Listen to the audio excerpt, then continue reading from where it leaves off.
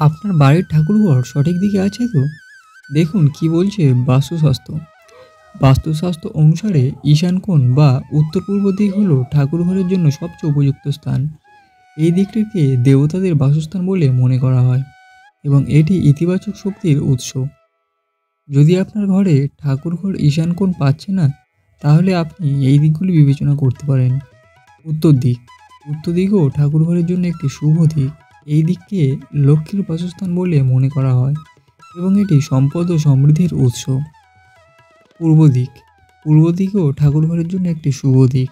এই দিকটিকে সূর্যের বাসস্থান বলে মনে করা হয় এবং এটি আলো, শক্তি ও উন্নতির উৎস। দক্ষিণ পূর্ব দিক।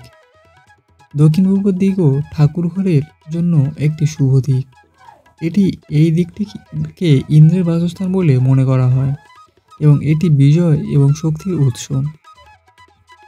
ঠাকুরঘর যেদিকেই থাকুক না কেন, এই বিষয়গুলি মনে রাখবেন। ঠাকুরঘরটি অবশ্যই একটি নির্জন এবং শান্ত স্থানে অবস্থিত হওয়া উচিত। ঠাকুরঘরের দরজাটির অবশ্যই পূর্ব দিকে উন্মুক্ত হওয়া উচিত। ঠাকুরঘরের দেয়াল এবং মেঝেটি সাদা বা হালকা রং করা উচিত। ঠাকুরঘরে কোনো আয়না বা ঝুলন্ত নকশা রাখা উচিত নয়। ঠাকুরঘরের মধ্যে ঠাকুর মূর্তি বা ছবিটি এমনভাবে রাখা উচিত যাতে পুজো করার সময় ব্যক্তির মুখ পূর্ব দিকে হয়ে থাকে।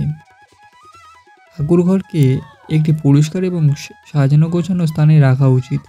নিয়মিত ঠাকুরঘর পরিষ্কার করা এবং ঠাকুরের মূর্তি বা ছবিতে ফুল ও ধূপকাঠি অর্পণ করা উচিত।